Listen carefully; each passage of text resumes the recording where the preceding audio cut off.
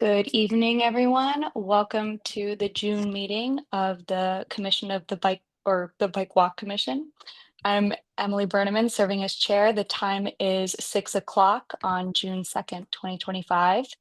In attendance tonight, we have Commissioners Christine Bisegli, Manny Salgado, Nick Pappas, Becca Stoll, Tanner Thompson, and joined also by Greg Pacelli and Dylene Bird. I would like to start our agenda with public participation. Here we have in attendance, Jalen, I see you're here.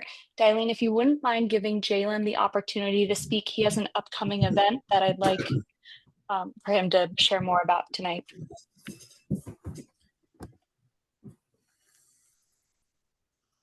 Mr. Seed, you are unmuted. Hi, thank you. Thank you for allowing me to speak. I'll be brief with you guys. We have a couple of events. First, next Tuesday on June 10th, we have I see the Muppet picture. Sorry for that. My son put that there. I don't know how to take it off. But so we have the walk and talk on June 10th at 6 o'clock, and that's going to be starting at the main library on Belden Ave, walking to City Hall, and then also inviting everybody to stay for the council meeting, as well as June 24th. We have a Scoot the Block event where we're going to be starting at Dairy King and riding scooters, bikes, or walking to City Hall to just kind of talk about what's going on. I really appreciate you guys for allowing me to speak, just because I think it's important. I want to help further you guys' mission to encourage people to walk and bike around Norwalk, and also help make it safer. And I think a big part of that is going to be the community outreach. So just want to do my part, help people one, get healthier, but also use alternative means of transportation, and also just get to know the public. So really thank you guys for allowing me to speak, and hope you guys will join me. Thank you so much, Jalen. Yeah, we're excited to hear. So you said two events. There's a walk and talk on June 10th, and then the Scoot the Block event on June 24th. Yes. Perfect. Great. Thank you so much. Thank you. Okay, also in attendance, we have Kate Havoc, and I believe she's joining us from Darien, and she recently, I'll let her share. Kate, go ahead and introduce yourself. Hi, Kate Havoc here. I don't know if my video is showing, but hello. I am in Darien, and I'm a parent of a student at Oxridge Elementary School. And over the past year, we've been engaging in pedestrian infrastructure improvements with our local municipality. Unfortunately, we have come across a number of roadblocks. And I'm looking forward to collaborating with you all and trying to take best practices from the successes and challenges that you've had. We've had some pretty frank conversations with our first selectman, John Zagrodzky, who has essentially told us they don't want kids walking to school. They're not going to take state funding to make improvements to safer access for elementary school. There's been a number of things that have happened across the course of the past year, one of which I ended up having to file a formal ADA violation federal lawsuit with the Department of Ed Office of Civil Rights because we don't have a curb cut at the only sidewalk that we have internal to our campus at school. So there's been a number of bumps along the way, and I'm wondering how to work together to make this more of a robust effort, not just for Norwalk or Darien, but for our whole area, its entirety. I've also worked with, I don't know if you all are familiar with Coach Balto of the Bike Bus World, and Jonathan Haight of the Anxious Generation, and Lenore Skenazy of Let Grow. They've all shared a bunch of really helpful data points around why pedestrian infrastructure is just crucially important, not just for adults, but specifically for children and getting them off of cell phones. And yeah, I'm really glad to be connected with you all, and sorry my video is not working, but that's just sort of a brief overview. Thank you so much for joining us, Kate. I see two of our commissioners have their hands raised for questions. So Christine, do you want to kick it off? Oh, Christine, you're muted. Thank you, Emily. Sorry. I wanted to comment. My hand was up when Jalen after Jalen spoke. But I would like to make a comment on both speakers. But Jalen, I don't think we got the time for the June 24th event, Scoot the Block. One question. I'm so sorry. I should have prefaced the conversation. Jalen had to be quick in and out. He had another meeting at 6 o'clock, so he jumped on just to make those announcements. But I think following up with him with these questions is absolutely something we can do. So I'm happy to do Okay. that. I Yeah, see we it. It's at 6 o'clock. Oh, it's Okay, at thank 6 o'clock. Are you? Oh, you are still here. I'm Yep. sorry, Jalen. My No bad. problem. No problem. I'm so sorry. I did see Ernie, I think that's his name, or I'm not sure what that guy's name is for the Muppets, but the other question is Scoot the Block a national event, Jalen? No, so Scoot the Block is a local company that they actually have scooters that they rent out around Norwalk. Ah, It's just working with small businesses, them as well as Dairy King. Just kind of highlight them as well. But yeah, they're a local company that they rent scooters out here in Norwalk. I see, very good. And I think Becca had a question for Jalen, but I did want to comment about Kate too, but Becca, if you have a question for Jalen, I think. I do. That's super exciting because I am one of Scoot the Block's users, so it's great that we're promoting them. I don't think you said, Jalen, just for the public record, what organization is organizing these events? Is this the city of Norwalk? No, this is just Jalen C. Yeah, just me. Just yeah, you, just trying to do some you outreach. as a civilian. Amazing. Yes. Scoot the Block, some of you may remember, I wasn't able to attend the commission meeting, but they're one of the people that we hoped to partner with for future bike to work events, since a scooter share service could be really helpful to people using multimodal transportation to go their last mile. So that was my only comment for Jalen. I'm so sorry, Jalen. I thought you had to pop off. So if anyone else has any questions, Tanner, I also see you have your hand raised. Go ahead. Tanner, I can't hear you. I think you're muted.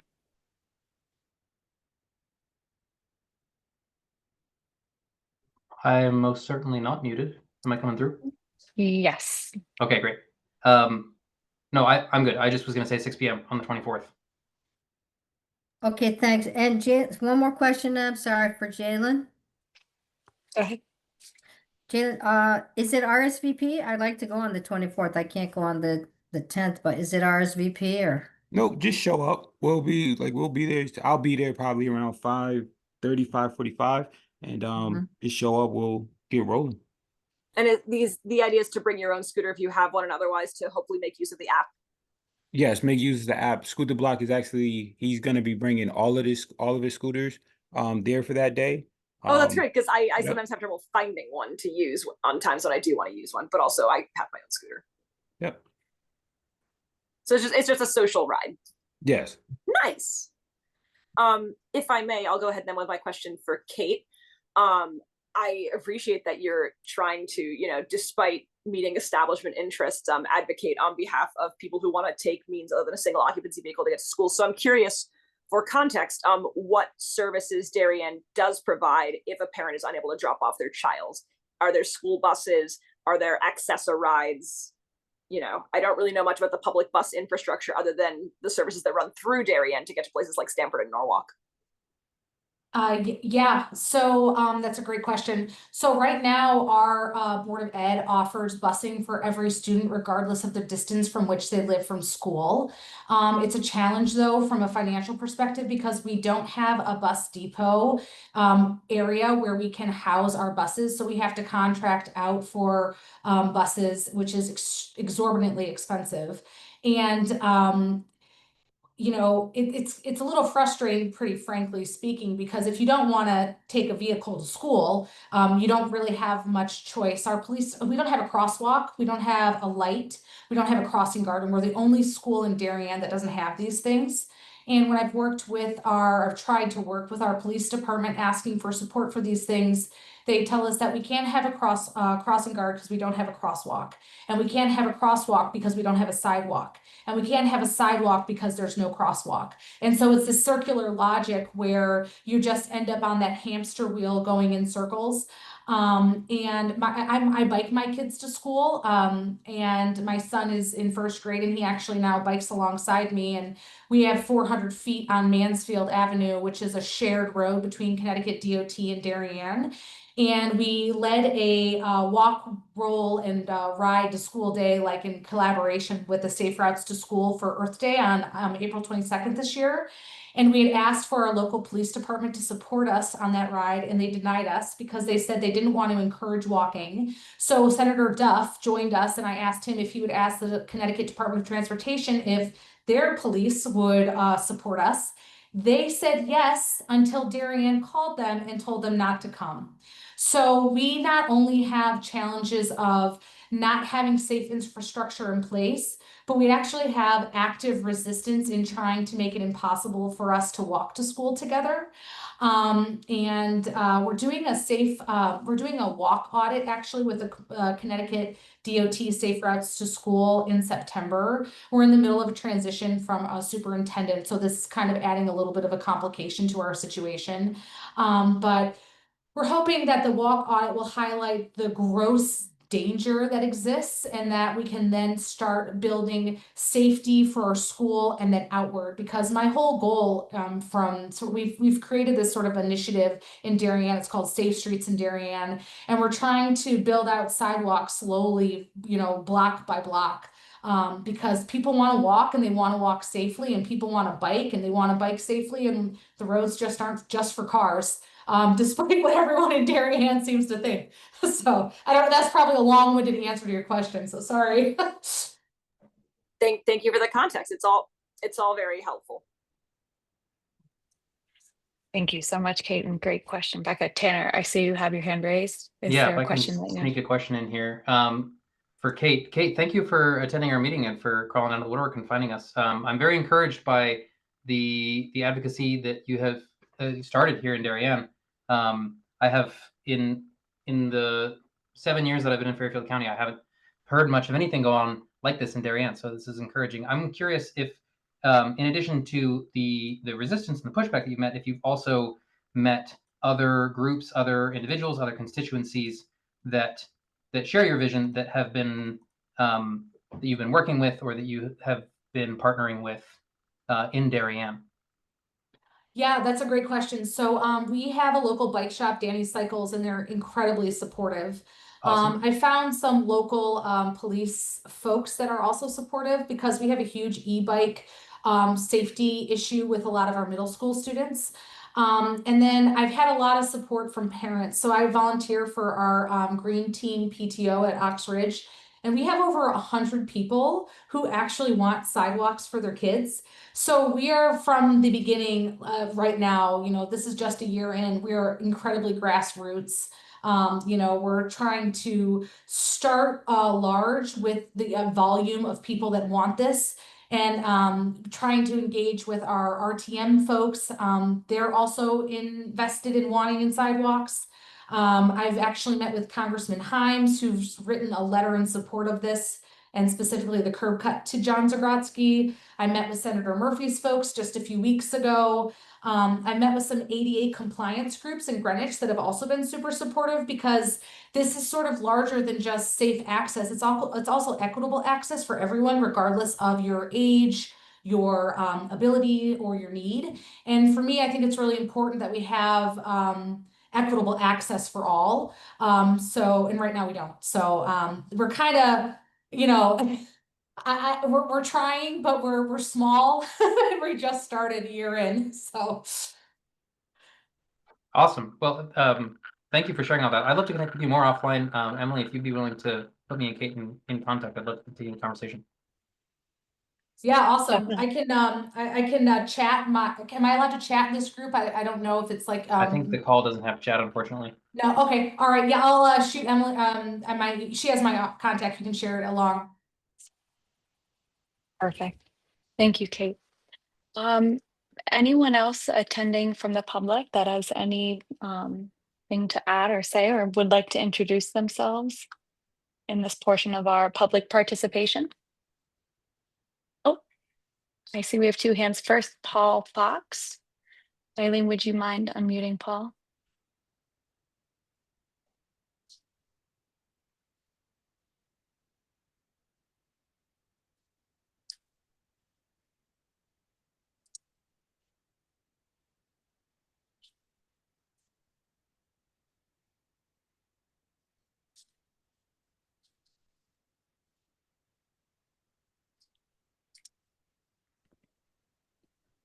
Mm.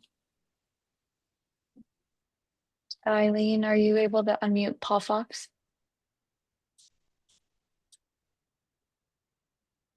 Oh, there he is. Okay. Hello. Hi, Paul. Thanks for joining tonight. Hi. Most of you probably know me. For those of you who don't, I'm Paul Fox. I live in South Norwalk. I just wanted to call in today to kind of express a concern that I have about cycling safety on Wilson Avenue. In March, I was cycling on Wilson Avenue and got hit by a truck who drove away. And then I saw in the paper that in April, somebody else got hit and seriously injured on Wilson Avenue. Right now, it has share rows for cyclists, and it's really the only bicycle route if you want to be cycling down in that part of South Norwalk. But I'm concerned that there's a lot of truck traffic, and there's not a lot of space for bicycles, and drivers are going fast and they're not paying attention. So I'd like to find out if there's something that the city could do to improve that situation.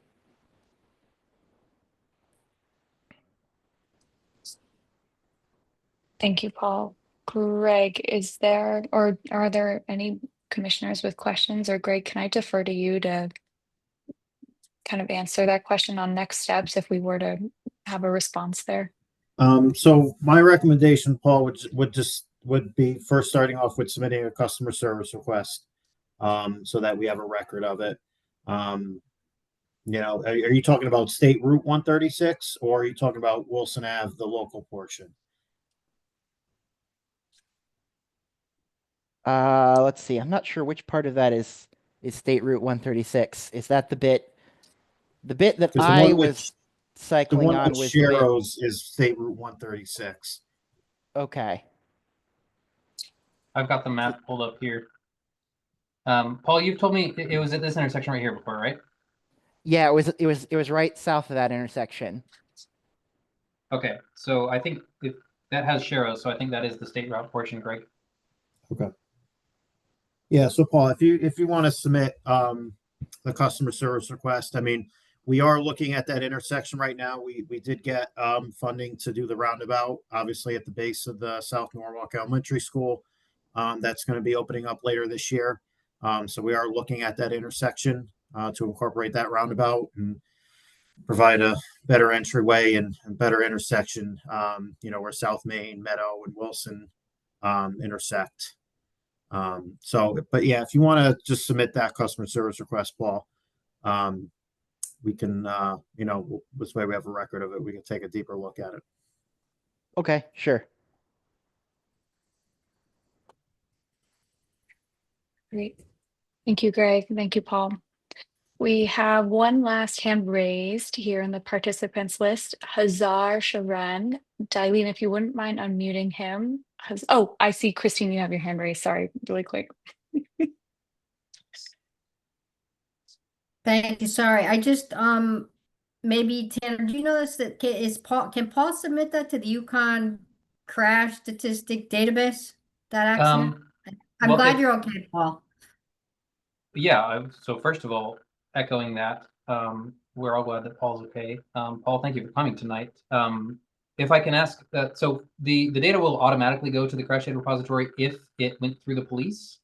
So, Paul, if you did talk to the police afterwards and you had them create a police report, then that should go in automatically into the crash data repository. Yeah, I did talk to the police.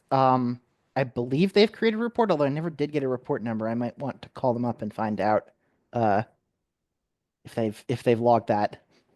Yeah, just so for the sake of the group here and the public, Kate as well, that's a great resource, the Yukon crash statistics. It's open to anybody and you can filter out by town, by street. So, and it's updated regularly. Unfortunately, it has to be, but. It's a good call out though. Thanks for pointing that out, Christine. Thank you. Thank you, Christine. Yeah. Okay. Czar, I think you can unmute yourself. Hi, can you hear me? Yes. Hi, I'm Hazar. I've been the resident of Norwalk like for 3 years, and I heard the bike walk commission from Emily 3-4 months ago, and I've been joining like some of the events. I just wanted to introduce myself and happy to volunteer like in some of the events if necessary. Thank you, Hazar. Yeah. Thanks for joining tonight. We're excited to have you in attendance. And thank you for volunteering. Okay. Anyone else from the public that would like to add anything or introduce themselves? I see we have a few more new faces.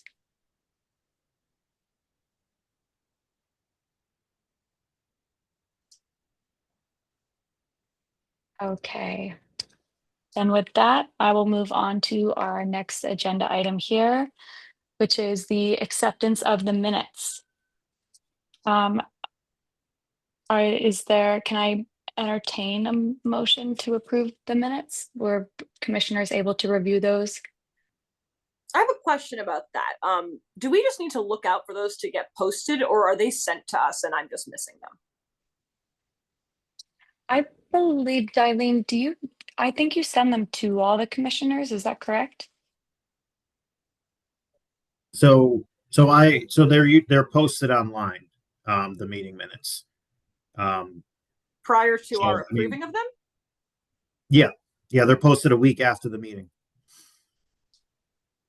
Okay, so I just need to look out for them. Yeah, I mean, if it's more helpful, we can send them to you ahead of That time. would be very helpful. That helps. Okay. I'm so we sorry. can Yeah, send I them know to I received them via email, Greg, so that's where I've been finding them. I didn't know they were posted online. So if it's easier, Becca, I can forward them Yeah, along. I thought I saw. I have not Okay. received them via email that I'm aware, and that would be most helpful. Okay.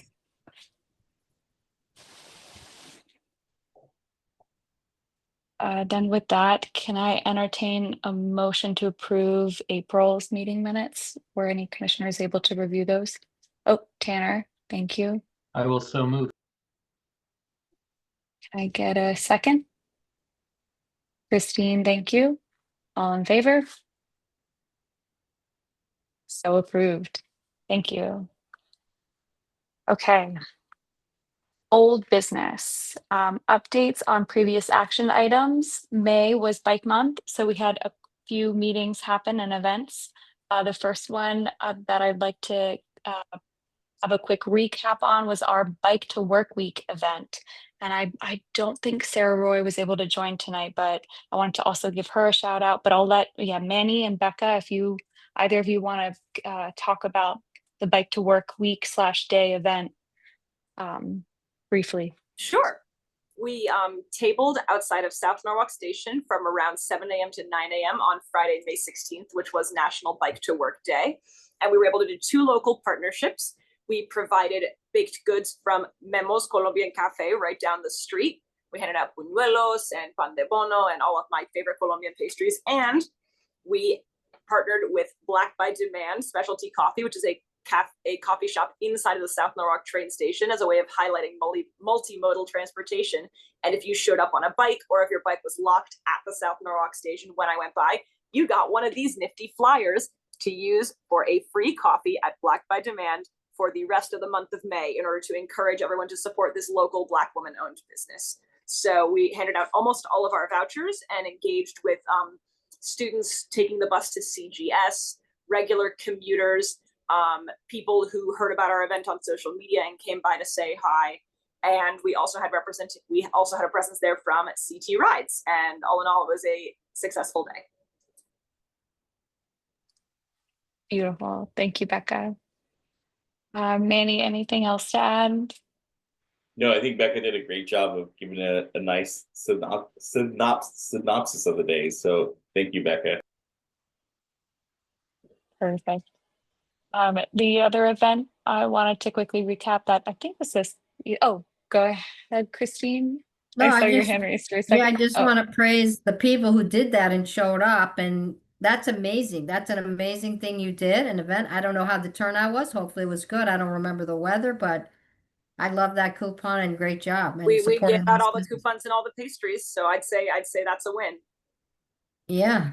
How many people was that? I don't know how many coupons were there. We printed up 50 coupons. Wow, congratulations. Very You know, successful. some of them were I went around to the bike racks to like put them on bikes that have been locked up for the day. But you know, between Yeah, students, cyclists, yeah. Well, etc. was the press able to get that in the hour by any chance?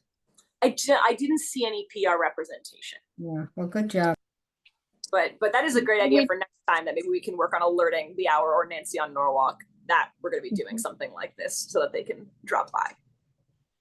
We did, the city of Norwalk promoted it and Visit Norwalk promoted it. And then we had Kevin from the Greater Chamber of Commerce come by and take pictures too. So we could reach Yes. out to him, Becca, and see, yeah, maybe there's if they wanted to post about it for next year or cross collaborate or something like that. I think that's a great idea. Yeah, well done. And thank you, Manny and Becca, for all your work in that. And thank you to the cyclists that came through. The other event that we participated in was the Rowayton Memorial Day Parade. And Manny, do you want to talk about that briefly? Sure.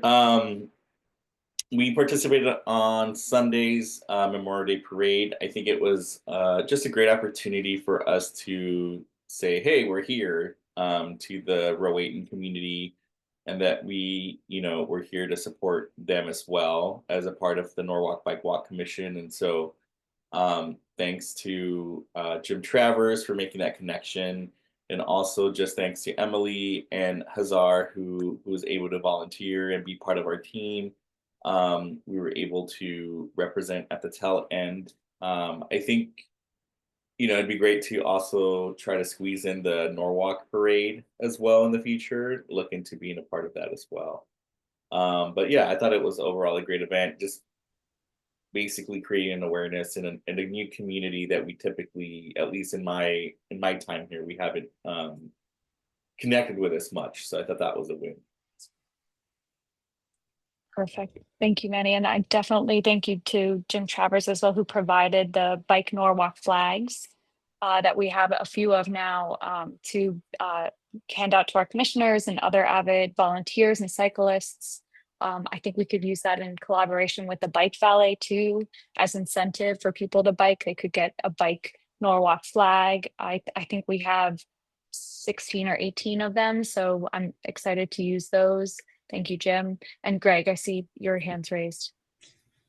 Yeah, I just wanted on, behalf of TMP, just, special thanks to, those that attended and participated in that parade. And, we felt it was a great opportunity to get out there in the Rowayton neighborhood and, make, people aware of the work that you guys do. And hopefully that will filter into other communities as well and get the word out to, maybe groups that don't know you guys even exist, and get more participation. So we appreciate you guys participating and showing the flags as well that you guys received as well. So people can point you out much quicker.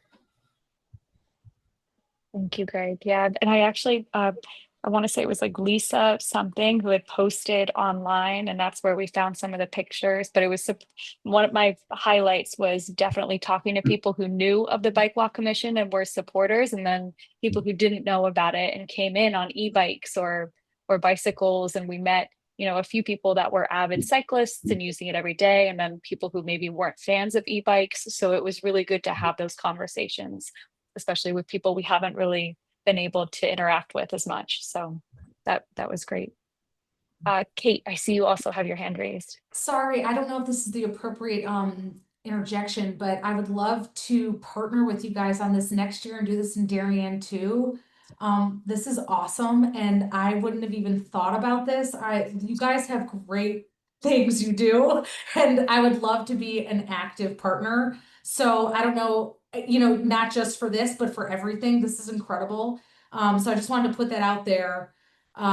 Anything you're doing, keep me posted, because I want to do it in Darien too, because I feel like the louder and the more voluminous we are, the more headway we can make positively. So thanks. This is awesome. Oh my God, so cool. Thank you for saying that, Kate. Yeah, I'm excited to get you more involved. And Greg, for reference to, I met Kate through Jerry Silber, who is in Stanford, and we're working on this greater connectivity of walkability and bikeability between our towns. So thank you for saying that, Kate. We're really excited to continue to collaborate with you.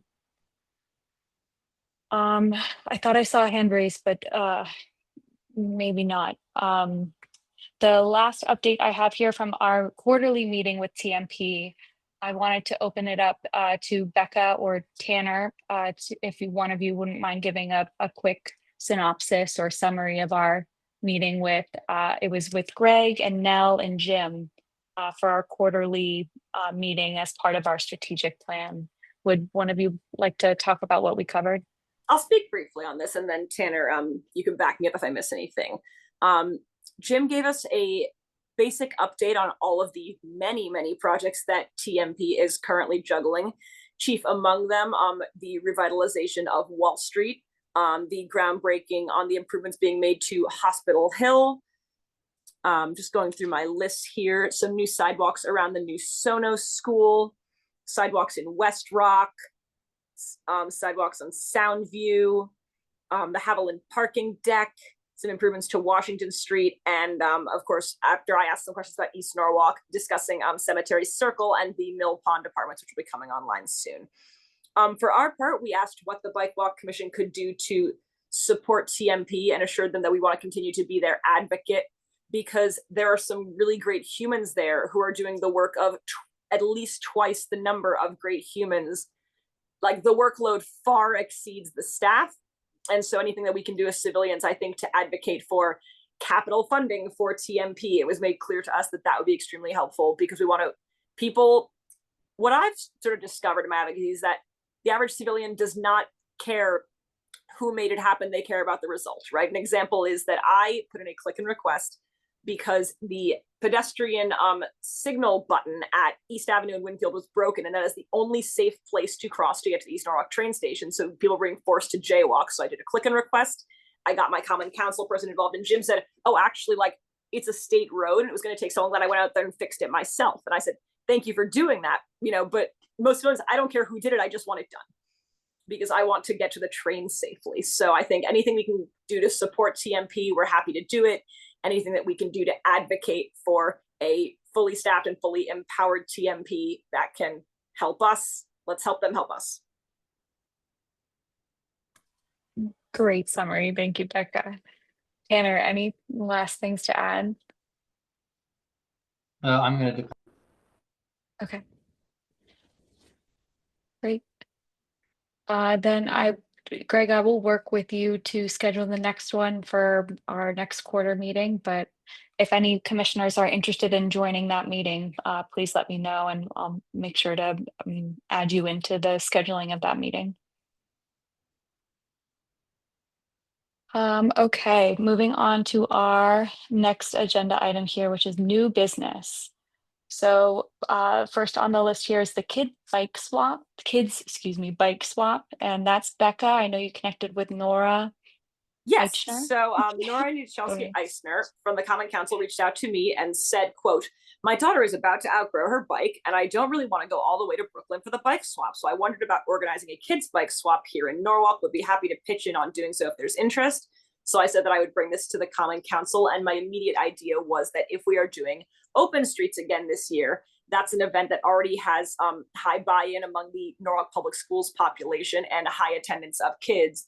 It would seem to be a perfect match. So I'm happy to liaise between us and her, and she is eager to help because as kids outgrow their bikes, bikes are expensive, bikes can easily go down to kids who need them and come from other kids who have outgrown theirs.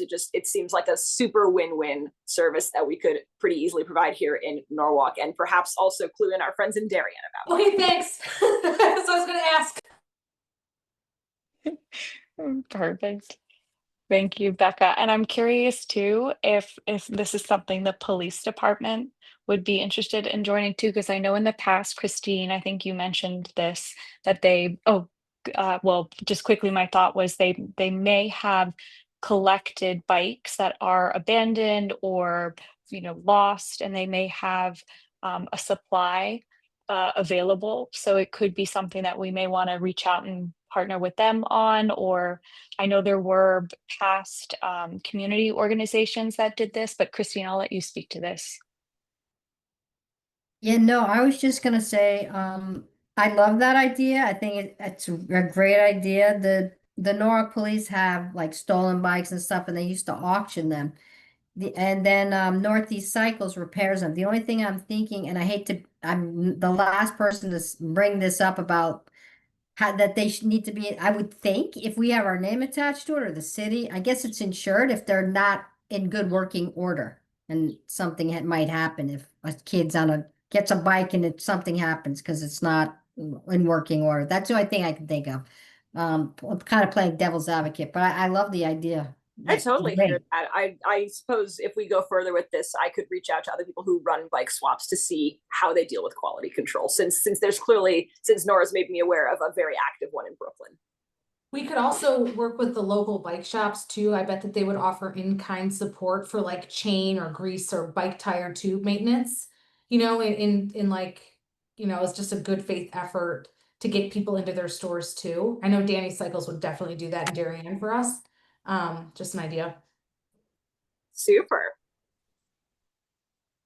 We've also been working, Kate, on getting grant money for a couple of us bike walk commissioners to get trained in some basic bike repairs so that we can offer our services. And that's probably going to come up when we get to item 6C a little later.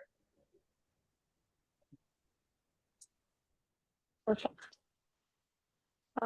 So then that kind of ties into these next few events to the bike swap opportunity, but thank you for making that connection, Becca, and I'm excited to see that develop. The next one here is the bike rodeo event. Manny, I know you wanted to briefly talk about this and the Filling in the Blanks partnership and opportunities there.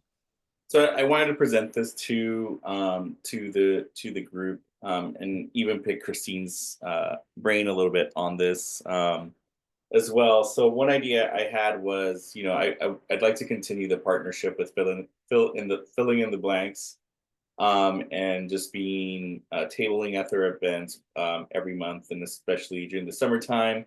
But I thought about like, you know, what's the possibility of us having some kind of event or utilizing our education resources within that that event, basically. You know, like if there's a way to advertise it and say we're, you know, I thought of that bike rodeo because I know that's pretty kid friendly.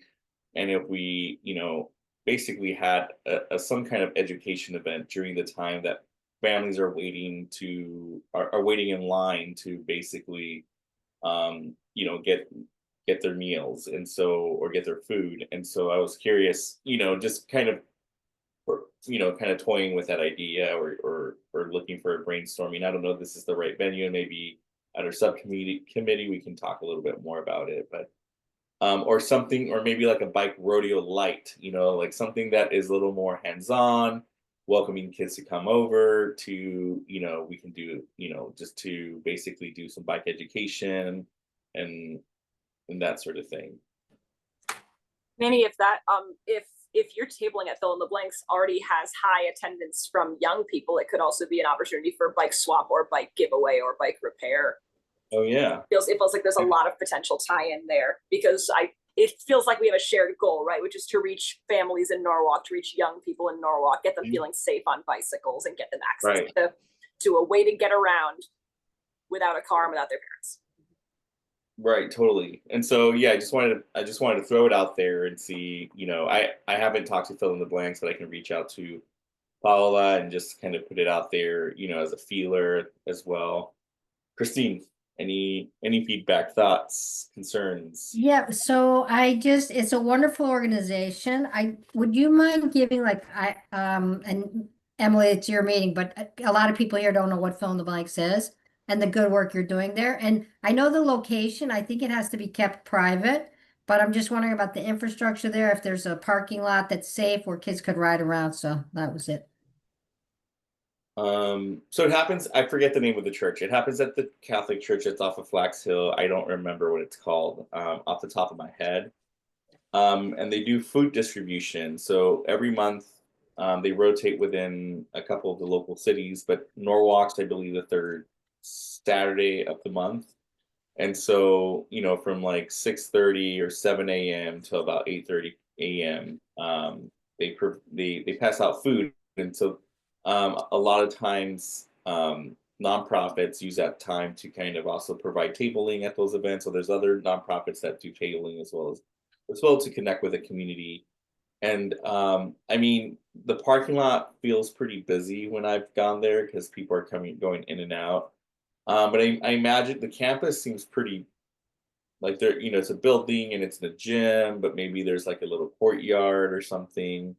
And that's where I said like maybe a bike rodeo light, or maybe even use the space, like inside the gym, square off some space in the gym, to do a lighter version of a bigger bike rodeo. Manny, I feel like that would be great to use the gym instead, because the parking lot honestly is not really conducive for anything, and it's kind of dangerous because Chaotic, right? Yeah. So I think the gym would definitely be better. Yeah, thank you. And Julia, you've been there a couple times, so if you have any thoughts or any ideas as well, I'd really appreciate it. So it's filling in the blanks is a food pantry. Do you know if they serve walk-up clients or registered clients? Or no, I think it's walk-up because you get a ticket and then you wait in line. So it's 100% walk-up. No one has like signed up for a time slot because, for example, I used to volunteer person to person, and that is entirely scheduled time slots to come and do your self-select groceries on site or pick up your delivery. Definitely walk-up. Yeah, it is walk up, and I believe families do register with the organization, but I don't think it's necessarily like registering for a time. No one is turned away. Yeah, exactly. That's terrific. And again, like if we get something going and then would like to liaise over to other groups doing food pantry in our neighborhood, such as person to person, I'm happy to make contact there. Yeah, Cool. so the health department actually does a food provider guide. Kelly, the health educator that I work with. So we have a list of all food providers in Norwalk, from churches to mobile food pantries. We have a full-on list, so I'm happy to send or connect if we're interested in partnering with any of these organizations. I can certainly help. Cool. And Manny, can we get the schedule? Like is it every Saturday, first Saturday of the month, or is it the same location all the time? Third Saturday of the month from 8 to 10, 8 to 12? No, it's third Saturday of the month from like 7 to 8:30, 9 a.m. probably. Okay, I'm happy to help and volunteer in the future. I know I've said that before, but I will have more time to do that. So and I like the idea, and I think it would be nice, like maybe to reconnect with New Vance Health and Norwalk Hospital. I don't know if they're there, Julia, but they have Brianna, I think is Brianna, Emily? Yeah, Brianna. And now that Julia is also, I mean, she maybe wear two hats as a bike educator. And also if we put it on our website, the Bike Walk Commission will be at fill in the blanks, Right. advertise it a little bit. But Yeah, maybe and you I think can, it'd be fun to do some like maybe do it. This is me just thinking out loud. But like if we would do it like in August, or let's say August. So like in July and June, we pass out flyers about this upcoming event happening. So like we advertise it on the days that we're there. Then August, we're gonna have something for the kids. So bring your kids this time, and that sort of thing. yeah, that's a good idea to make a flyer, and you could advertise it National Night Out, which is usually in the beginning of August. Oh yeah, that'd be great to do in July.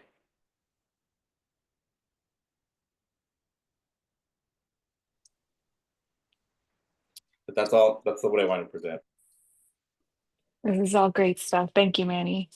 Yeah, and Brianna Iorfino, I actually just connected with her recently at New Vance Health. I would love to get her involved with this as well. So Christine, I know you mentioned wanting to volunteer for that. Manny, if you wouldn't mind maybe starting an email thread or getting, a group together, bringing it to our educational subcommittee, I think that's a great opportunity for us to do something there. And then, Christine, one last question I had for you was if there was a connection at the Kiwanis Club for the bike rodeo, that would be helpful for Manny. I think they're phasing out. I think she might even be moving, but I can reach out to Paula Conte. Oh, They okay. do have this supplies and maybe they're gonna donate, but she said nobody else has picked this up at Kiwanis. It's been her and her sister. So Oh, okay. they have a lot going on, but I can ask. Thank you. Okay. Next agenda item here is the bike repair pop-up clinic. I received a message from Tracy Walker at CT State Norwalk asking if this is something that the Bike Walk Commission would be able to do maybe once or twice this summer in the parking lot to have a bike repair clinic of sorts. And I know we're in the process of getting 2 of our commissioners trained for bike repair utility training. So I know I just wanted to keep this on the agenda, on the radar. I haven't had the opportunity to set dates or take next steps here. So I'm opening it up to the commission to see if anyone else would be interested in getting involved with the clinic, or alternatively reaching out to local bike shops like Smart Cycles or REI, or finding volunteers that would be willing to work with us. I know in the past, Tanner, you had the Norwalk Bike Co-op that did these pop-ups in Ryan Park. I think that's where I had met you and Sam Yeah. originally, or We did a couple different locations. Mostly it was in Ryan Park. But the biggest bottleneck, the reason we haven't done more of those is because of the need for expertise. You know, for people who have the skills to fix bikes.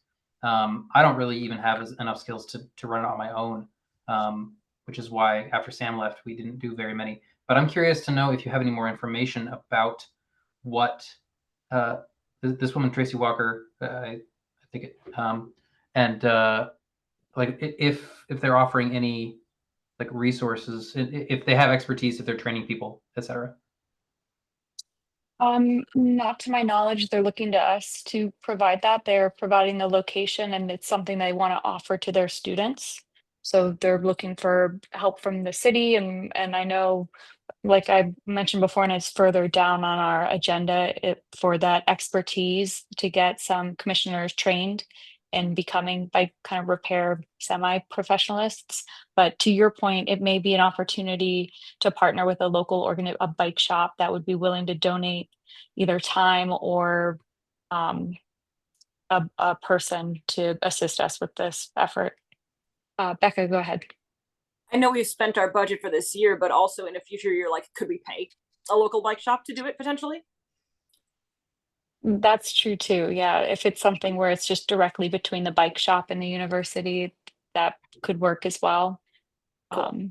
I And in regards imagine- to the classes, I was one of the people who got grant money or we approved grant money for me to take. I believe it's a trailside flat repair class, the one that I was going to take, and I was not able to register before it was sold out. But I'm going to keep looking. Mm-hmm. Emily, am I correct in assuming that the college is not offering any money that they're kicking in? They're just offering like a venue and potentially some promotion.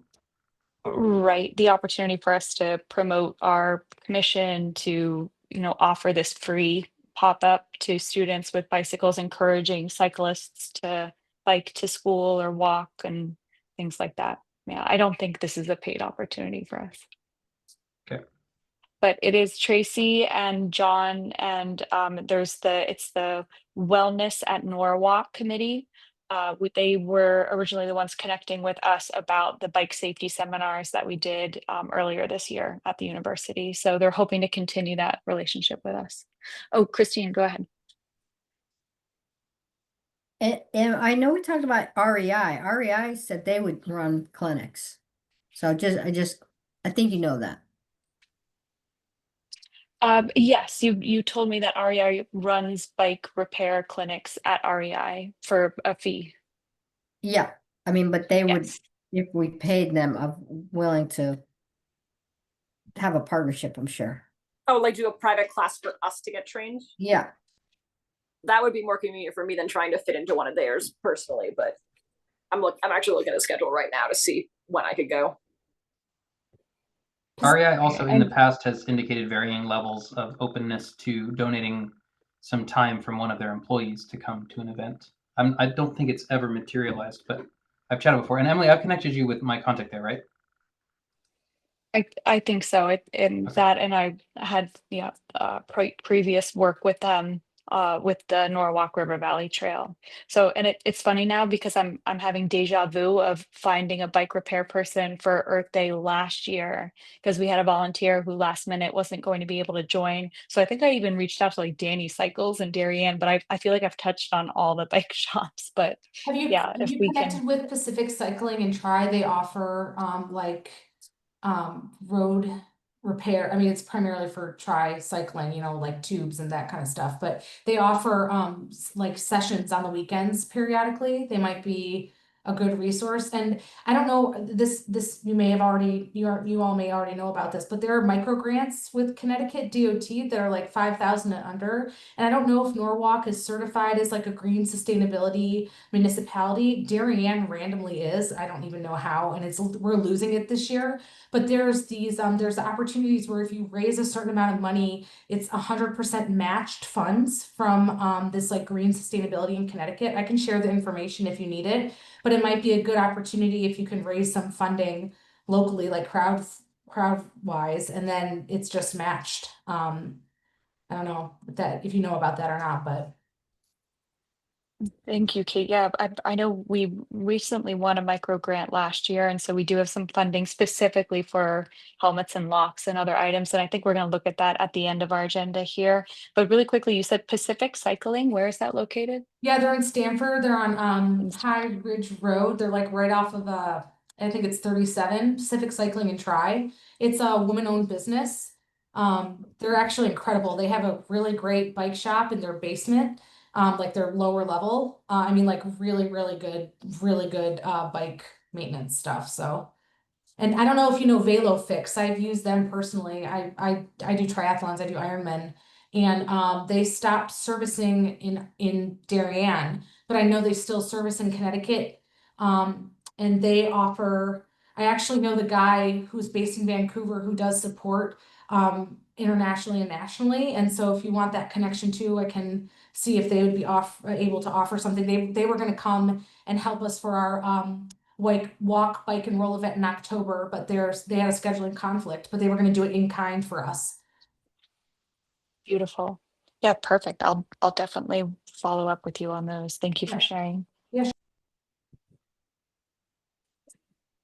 Okay.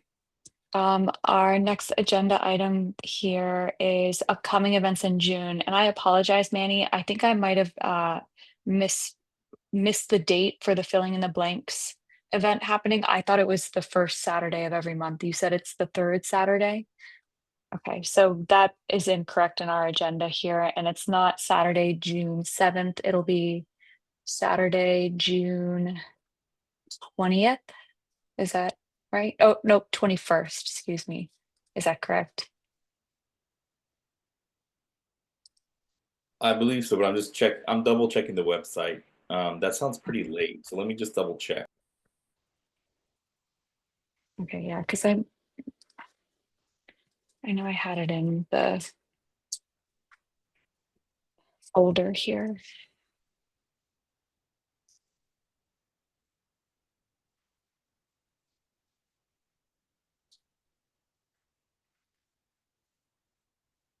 Mm.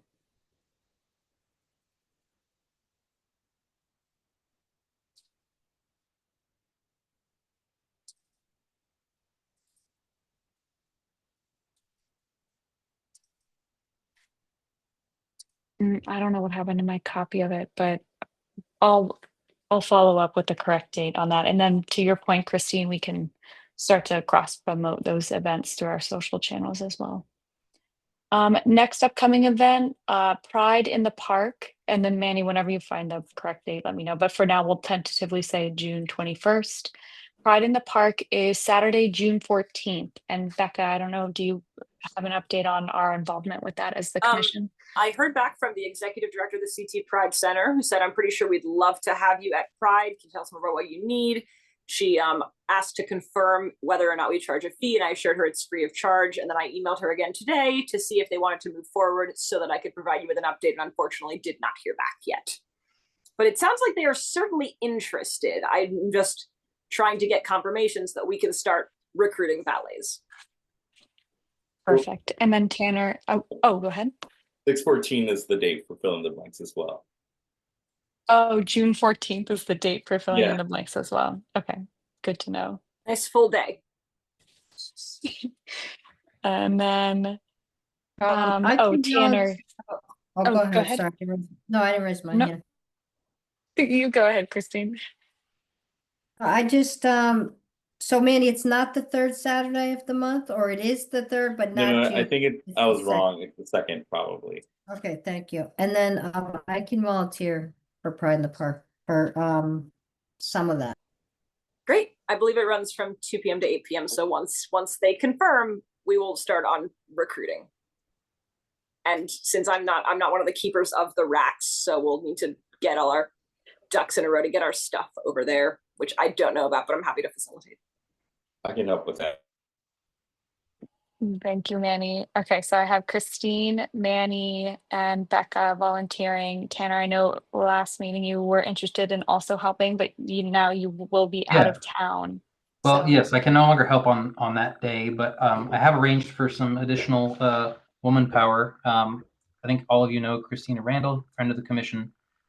Christina has agreed to kind of own the day of responsibilities, and it is very encouraging to know that some of you, I heard Christine and Manny and Becca are all available for part of the day of. Is that I'm correct? available later in the day, but I will since that's only 3 commissioners, then I will connect the 3 of us, Christine, Manny, Becca, with Christina Randall offline once CT Pride Center awesome. gives us the green light. That would be super helpful. And Emily, you agreed to facilitate the, or I guess it sounds like Manny can maybe do it more directly, but between Emily and Manny, you guys will take care of the acquisition of the racks. Manny. Sweet. On that note too, I just want to give a shout out. Nick Pappas has a volunteer slide deck and explanation to anyone interested in participating with our bike valet service or volunteering. So Nick, if you would connect with Becca just on that information so she can have that, that would be awesome. Good thing, yeah. Thanks. And then I think that's a good amount of or not power, but presence for Pride in the Park, which is great. The other upcoming event we have is the Sono Market Saturday, which is it's the inaugural farmers market happening here in South Norwalk at 50 Washington Street. They're still soliciting vendors. The first one is going to be happening Saturday, June 28th, and I believe it's from 10 a.m. to 1 p.m.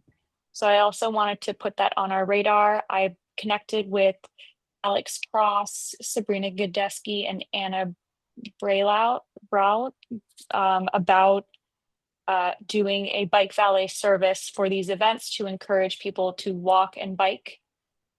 If there are other commissioners available to join that event, I would love to have support in doing that and potentially have the bike valet service available at that event as well. And I know this is happening throughout the summer. It'll be the last Saturday of June, July, August, and I believe September.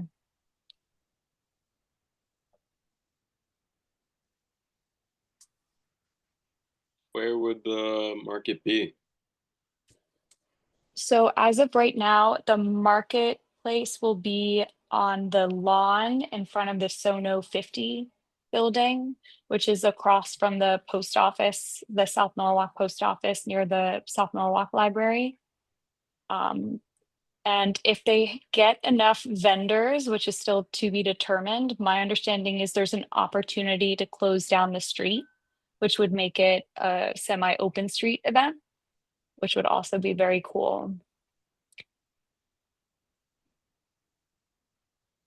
I can do August. I can't do it until then. Perfect. Thank you, Becca. I'll have you down for August. But if that's the case, I will start, well, I'll connect with you, Nick, about the volunteer sign up and see if I can get some more support in helping the bike walk have a presence at that, and if it's possible for us to run the valet service. Yeah, sure.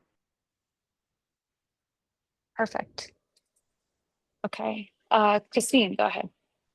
Yeah, so are we encouraging wearing shirts at all these events, like that Norwalk Bike Walk? Is that our official shirt, or we should have some sort of official shirt that we all wear, so for recognition, no? We do have high-vis vests with the Bike Norwalk logo on them. I mean, I try to wear my Bike Norwalk shirt to as many events as possible. I fill in the blanks. Yeah, I wear mine too. I just don't know if everybody has one, the Norwalk shirt. Not to fill in the blanks. I should probably do that today. We do, yep, have those shirts, and for the bike walk valet service, we have those high visibility vests that clearly distinct us from, you know, other vendors to make, you know, bring us together as the valet service. But I agree, Christine, having, you know, some visibility is a good thing. Yeah, and in the parade, I don't know if we had them in the parade. We did. I think we all wore our Bike Norwalk shirts Oh, and good. vests and had flags, so we were very visible. But really good suggestion. Okay, keeping track of time here, we have a few more items, unless is there anything else on those upcoming events? Okay. Next up, we have the review of the 2012 Bike Pedestrian Master Plan. Tanner, I know there's something you'd like to present, and there's an opportunity to gather some feedback from TMP. Yeah, thanks. Am I muted again? We can hear, I can hear you. Okay, cool. Yeah, Zoom doesn't seem to be registering it, but awesome. Yeah, so let me start here. For those of you who are new, the Bike Walk Commission was formed back in 2017 by an ordinance of the Common Council, and this is what it looks like. It explicitly sets out the purposes of the commission, and right up here toward the top of our list of purposes is to review, promote, and update the City of Norwalk's Master Bicycle Plan, and to review, promote, and update the City of Norwalk's Pedestrian Plan. This is something that we have not done very much of in the time that I've been on the commission. And one of the tasks that I took on a few months ago that I wanted to get to an acceptable stopping point before my term ends, which it ends this month, was to take responsibility for these two purposes and to get us to a place where I can hand it off to the rest of you all. So what I started a while ago and what I have presented before, an incomplete version of, is a comprehensive review of the bicycle plan and the pedestrian plan. And the most formal version of this that we have is a joint bicycle pedestrian master plan from the year 2012. And it looks like, sorry, I thought I had it pulled up. I'm pulling it up now. It was assembled primarily by a consultant, FHI, who I think is now FHI Studio. And they obviously collaborated with a lot of stakeholders in the city to prepare this. And it's a PDF that's 100 pages long. And a lot of the meat here in this plan is what are called Tier 1 corridors. And those are, I think, 15 different corridors that were identified as corridors that could be acted upon, and corridors where they gave specific recommendations as to the infrastructure treatments that were needed in the near future. So this is a map. As you can see, Tier 1 is this dashed red line, and you can see that those are kind of all over the city, although this is not a complete map of that. Let me get down to some of the examples. Yeah, okay. So there are 16 of these. As an example, okay, here we go. This is the list right here. Number 1, as an example, is Richards Avenue, which goes from the section of Richards Avenue that they identified has a tier 1 priority, goes from Connecticut Avenue north all the way to Scribner Ave. And they present several different suggestions, certain sidewalk improvements on certain sections of that corridor, also bike lanes for the entire stretch. And they have some graphics here indicating exactly what those recommendations are. They have some bike boxes, which back in 2012 were quite a forward-thinking infrastructure improvement that we have now started to see in certain places around Norwalk, thanks to TMP. My first goal with this comprehensive review was to get an idea of how much of these tier 1 recommendations we have implemented over the last almost 13 years since this was adopted, this plan was adopted. And that's what I have done in this spreadsheet. Can you all see this? Awesome. So on the left here, I have all 16 of the corridors. I split up I came up with a little scoring scheme. This is not by any means rigorous enough to like publish in an academic journal, but I came up with what I thought was a reasonable number of points that that could be scored in 3 different categories: crosswalks, sidewalks, and bike lanes. And then I scored each of those categories based on how much of the recommendations have been implemented since the plan was adopted. And as you can see, across all 3 categories, across all 16 priority corridors, we are sitting at almost exactly 50%. And that is an average across the 16. So some of these obviously are much bigger than others. For example, Linden Street, with the only thing that was recommended there was a couple of small sections of sidewalk. Those have not been implemented yet. Whereas like Main Ave and Main Street, this was a very long corridor with lots of different recommendations. There were 28 different crosswalks that were recommended. 12 of them, by my calculation, have been implemented in the last 13 years. And so that's 12 out of 28 points. But based on my methodology here, that gets the same weight as Linden Street, which, if somebody else wants to go back and redo this analysis, feel free to do that differently. But at a high level, what I'm seeing, and I think what's pretty clear, is that we have made a lot of progress on this, but we are not, shall we say, almost done. There's a lot of things left in this that are yet undone. Some of those may be things that have rightly been deprioritized. I don't claim that everything that we decided that was a priority in 2012 should still be a priority now. For that reason, I have gone through and given some extra points in places. For example, TMP right now is, I think, Greg, correct me if I'm wrong, but still in the thick of this project. It should be done quite soon on Beacon Street, right? That was identified in this corridor here. Originally, I can even pull it up here. Back in 2012, the recommendation was to just do sharrows on Beacon Street, as you can see here. But today, I think we're seeing some high quality sidewalks being built on both sides of Beacon Street. Is that right, Greg? Correct. Yeah, Public Works is taking charge of that of the install of Beacon Street sidewalks and traffic calming measures for its entirety from Strawberry Hill all the way to Sunset Hill. Yeah, that's awesome.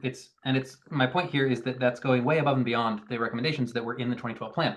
So for that reason, in certain cases, I have given extra points to some of these. And so if you take into account the extra credit based on my arbitrary point system here, we're at closer to 70%.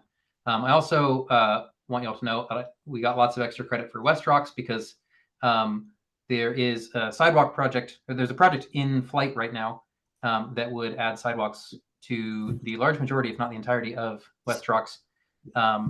And I feel like we should get credit for that. Also, we ended up with more bike lanes than we ended up with bike lanes in places where they weren't not even recommended back in 2012. So this is kind of the first part of what I wanted to report on. Anybody have any questions about the review or the methodology here?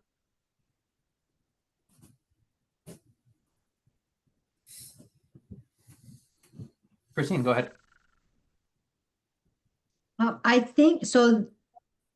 These particular streets were chosen from the report by the consultants, correct? Yeah, I'm sure it was a collaborative process. The consultant working Right, with. but there's other lists of streets, correct, in that report? But you Yeah, focus on there are this- tier you 2 focus- and there are tier 3 as well. I focus just on the tier 1 Tier 1, because tier the 1. tier 1 streets were the only ones where the consultants made an explicit recommendation about what should be done. The other ones, they just said, these are important. They're not as important as tier 1, but you should keep them in mind.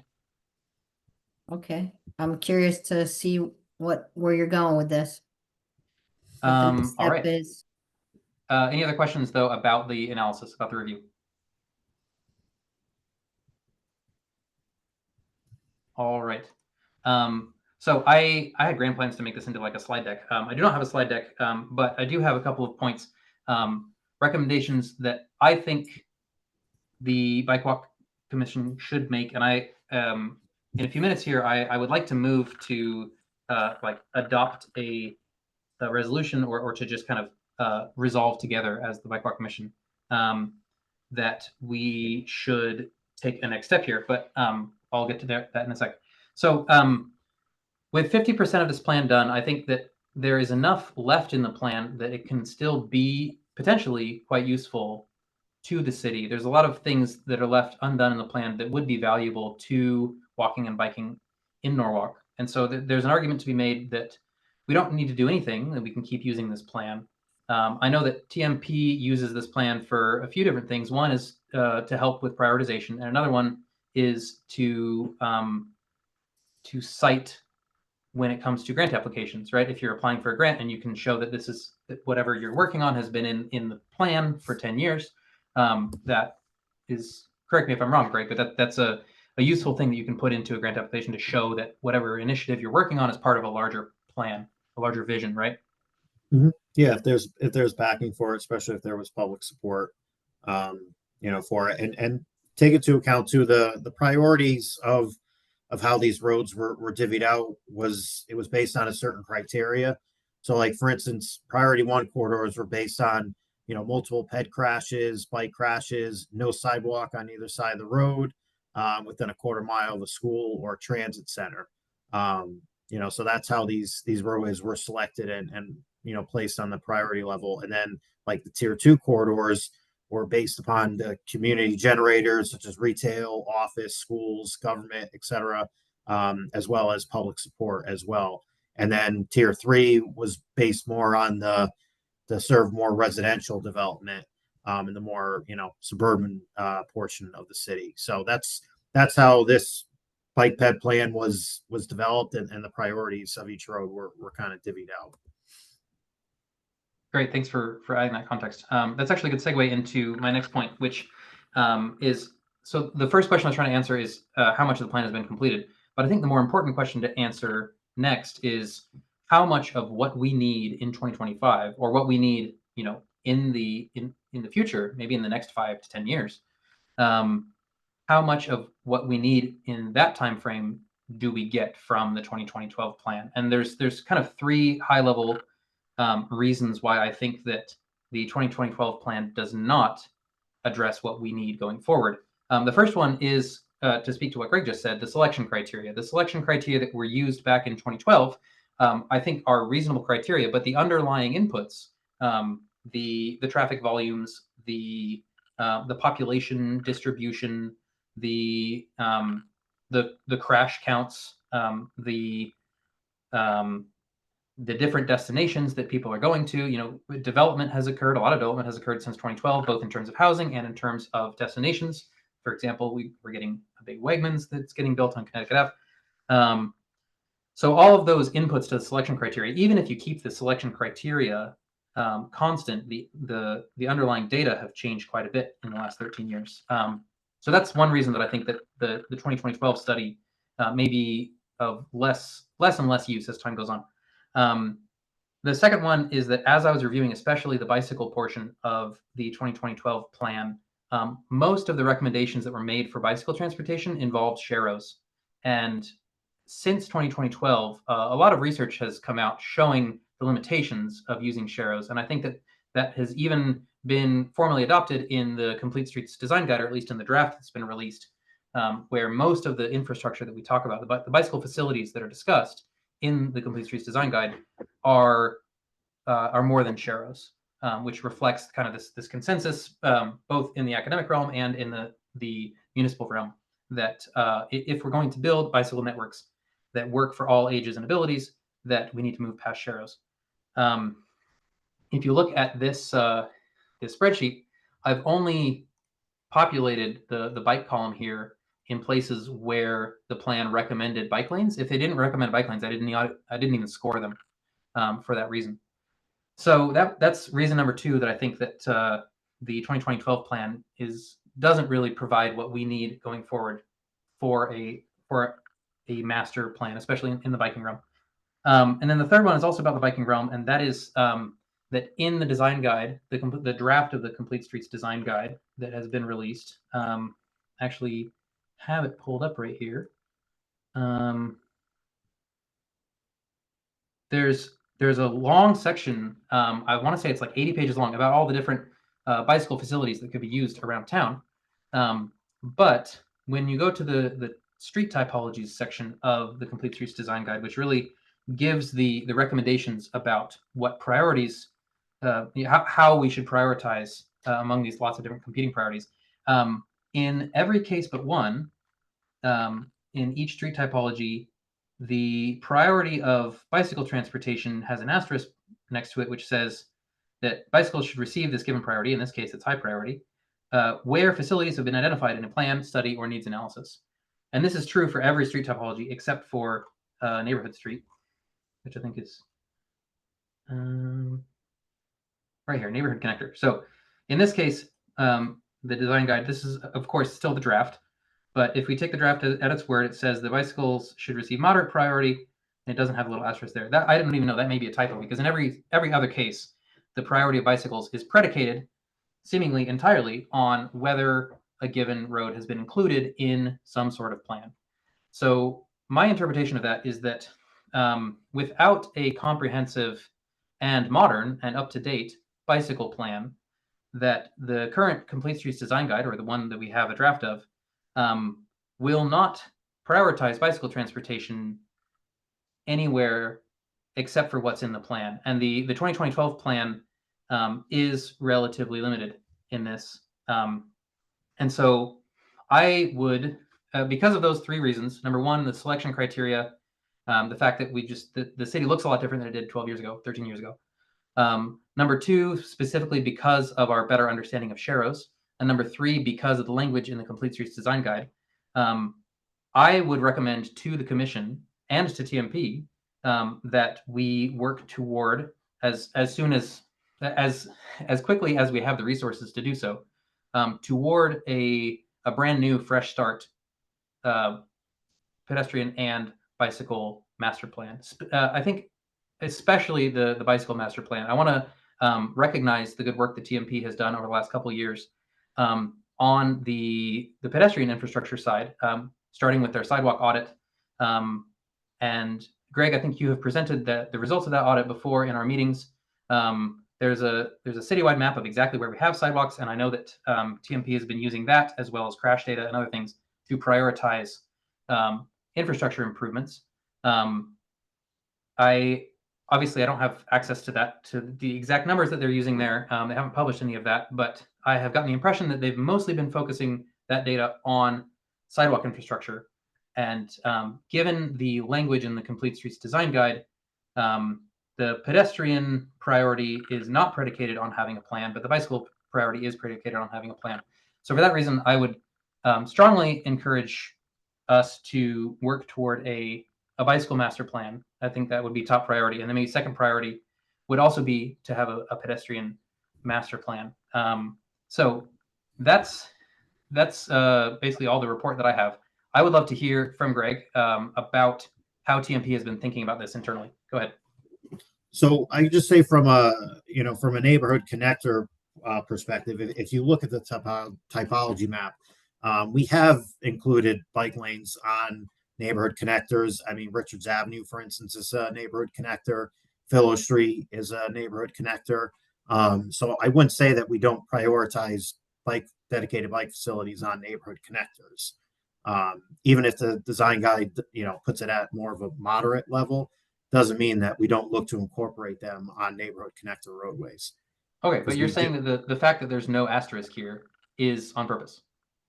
No, I didn't say it's not done on purpose. I'm just saying that we look to put them in wherever, on neighborhood connectors, we still look. Well, to that's put what 'em I'm in. saying. So to be absolutely clear, the asterisk is the one that says that this only applies where there's a plan that says so.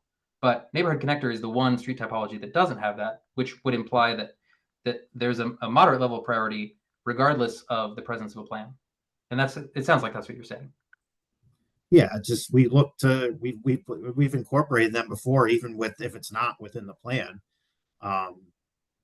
So I mean, we can take a deeper look into the design guide and see if there is, a discrepancy with that. But we look to include them on as many roadways as we can, no matter what the roadway typology is. But as far as vulnerable roadway users, I know you said you want to do a separate bike plan. Is that what you're recommending by itself? Yes, and to be absolutely clear as to why, it's because with the exception of the neighborhood connector streets, if you read the design guide as written, the priority of bicycle users is, or the priority of accommodating for them and building facilities for them is predicated on those facilities having been identified in a plan, study, or needs analysis. And because I as far as I know, we don't have anything except for the 2012 one. My worry is that as written, the design guide would imply that we're not prioritizing bicycle infrastructure except for on neighborhood connectors and in places where the plan says so. And if that's the case, then I think the success of our bicycle network depends quite a bit on the success of the plan and the integrity of the plan. Right. No, understood. And we look to incorporate, just because it's not in a plan doesn't mean that we don't look to incorporate bike lanes or dedicated bike facilities on that road if it's not included within the plan. We look at the overall usage of the street, and we analyze every, piece of detail that we can. Just look at our ongoing projects right now that include dedicated bike facilities that don't necessarily include it in the plan. So the complete street design guide is not prescriptive. Okay. It has varying usages on all roadways. So it's not like it's end all be all. This is written in concrete. This is how it needs to be. Becca, go ahead. That would strike me as good news then, right? It means we're not tied to this. I want to make sure we're being clear, because I think we're sort of all saying the same thing, which is that we want to make sure that bike infrastructure doesn't get deprioritized because of an asterisk. And I think we all want the same. Correct. Yes. Greg, how would we then, it sounds like, I'm not sure I'm phrasing this question, but how can TMP's metrics for analysis be more, how can the general public be made more aware of those, right? Because the things that we have to go on are the things that are publicly available, right? This master plan and this complete streets design guide draft. And if you're using different priorities or different metrics, we would love to know what they are. And I imagine the public would too. Yeah, I mean, that's always the difficulty, because, so for instance, I just got back from NACTO Design Cities Conference. I was there in Washington, D.C. With a lot of other municipalities, and they all go through the same issues, as far as, bike infrastructure that does not exist today, and how do we almost sell it, to show that by building a bike facility here, which, let's face it, all ages and abilities aren't going to ride their bike on a road that doesn't have dedicated facilities, but yet if you provide that to them, are they going to use it? So the metrics are always difficult to try to sell that and utilize it, and provide separate, additional modes other than just single car usage to people. So that's where, it could get difficult to provide a straight answer on what's one thing we could do. It's really just education, you got from your end, educating and getting, encouragement, as well as that fourth E, That's being thrown out there now. It's on top of the 3 E's. That 4th E is encouragement as well. Encouragement of people to cycle, or encouragement of people to make known their desire for infrastructure to their city government, or both? Well, both. It's both, really. Because like if they don't feel safe, they might not cycle, and who can blame them? Correct. But just take into account every road is different. All roads have different traffic generators. Route 1 Connecticut Avenue is a much different animal than West Rocks Road, for instance. So each road, based on the design guide, is going to be built out differently based on that roadway typology. Yeah, and even between two roads that are both classified as a main street, they may call for different things. I think that's clear. That's right. Like what works on South Main might not work on West Ave, even though they're both main streets. Yep, exactly. Great. So that's why the design guide it's very flexible and it's not prescriptive, like one size fits all. Every road under this typology has to all look the same. Thank you for the context. Yep, thank you. So Greg, if I can back up a step, how my exact question is, how is TMP thinking about the city's need or lack thereof for a bicycle master plan, especially an updated one, and a pedestrian master plan? I really can't answer that question right now because I wasn't sure what you were going to present tonight, Tanner, in regards to this. So I really can't answer that question right now. This sounds like then, a good. go Just ahead, quickly a thought on that too. This could be a good opportunity to bring this up in our next meeting with TMP to give them time, their team time to, gather some thoughts, suggestions, and steps forward from this. And Tanner, I know you started this presentation with the opportunity to kind of pick up where you're leaving off, and you've invested some time and work into these improvements and the suggestion of a new, kind of bike specific plan. So I think if you're open to it, if you do have something like a write-up that you want to share with the TMP team to have prepared in our next quarterly meeting, I think that would be a great next step. And Tanner, since I believe your term will have been up by then, if you would like to download to me, I will be that. Yes, I have a meeting to download to you. I'm sorry that I have not gotten around to it. I forgive you, but we'll now it's on the record. I'll be the recipient of what you've done so far. Yeah, happy to do that.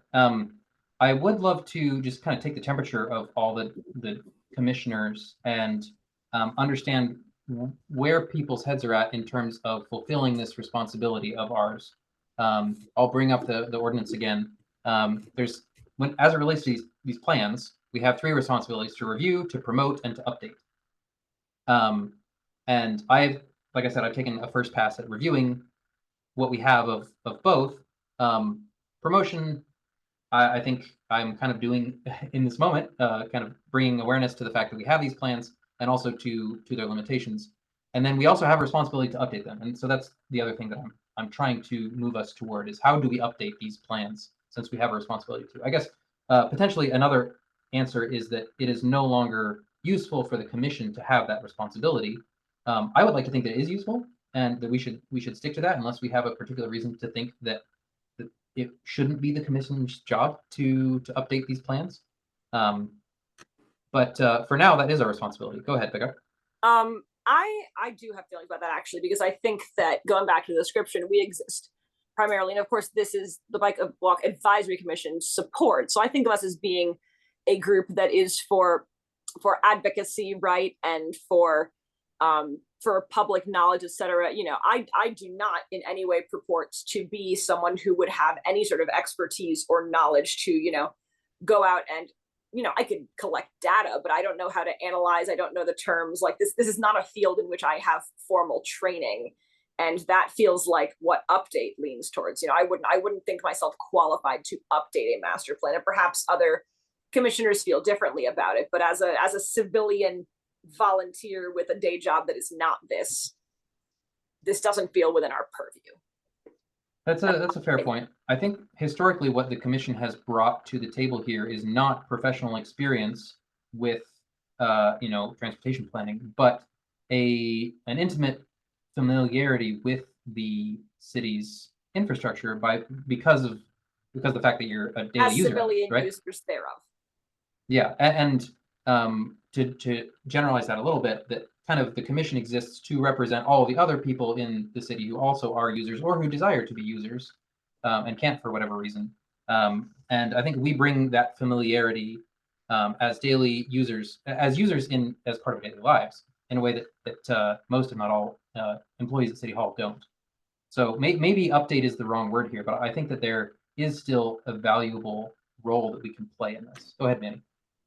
Yeah, I think I'd like to just understand more, dig a little deeper into like what does it mean to update, and like where is this update going? Because are we updating the public? That's something obviously that we can do more in this meeting or in when we're doing tabling. But like when I read this, it sounds review, promote, and update the city Norwalk's master. Like I think of that document you just showed us, and I'm like, oh, we're gonna update that. But I'm guessing that's not what that means, because I kind of agree. I'm a social worker by trade, right? Not a city planner, even though I think it's something that's very important. I think it is something that's really important. But I think just understanding more what update means, I think would be a really valuable piece to this. And I do think there is, I agree with you, Tanner, there is an aspect of us to be on the know or have our head to the floor, obviously, since we are connected to TMP. And I do feel like policies and implementation of these things is the way change happens for bikeability and walkability. But I think the word update leaves me asking just like, what does that mean? Other commissioners?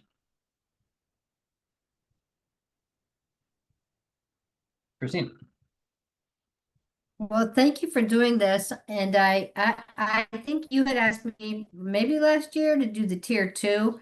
And I do have a report that I did share, so I can forward that to Becca. But you're bringing up awesome. a good point about the number 2 about updating. And when you just showed that document, a lot of those asks were done extra. So and the other thing, we're in partnership, right? So doesn't it say in here that we work together? Oh, sorry. Yeah, so I think we have to be cognizant that this is not just us doing this. But I agree with you. I think that's a really brilliant kind of comment about should this fall under us? And if it is, how are we in partnership? Like we have Greg at every single meeting, which is amazing after his hours of a long day. And but how can we kind of hone in on this and make this more focused approach to fixing these and providing our consultation, which Greg, he is receptive to our comments over the years. He has been receptive in the click and request, but really it's pretty scattered kind of approach to this, as we know, because we haven't done much of it over the years, like you pointed out, even though we've had the document and this ordinance to follow. Yeah, I wasn't around in 2012. I was in college in 2012, but I imagine that the city did not employ as many people who had as much expertise in transportation planning. Greg, you weren't with the city in 2012, were you? I was not. TMP was not even a department back in 2012. Remember that as well. Yeah, it would have been Public Works, right?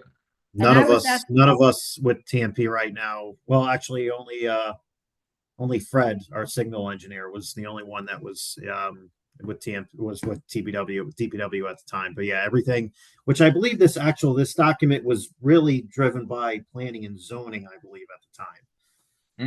If you look back at it, there might have been some coordination with Public Works, but I believe planning and zoning was the main driver under the department. And we can probably even see here. Well, I remember the kickoff. I remember that event. It was at the Stepping Stones Museum, and they presented this. And the engineers were very involved, though. I can't remember their name. Paul and another guy at the time. I don't know what happened to this firm, this consultation firm. That I don't even know if it matters, but FHI Studios actually did our complete street design guide and our master plan. Yeah, I know they've engaged the city a lot.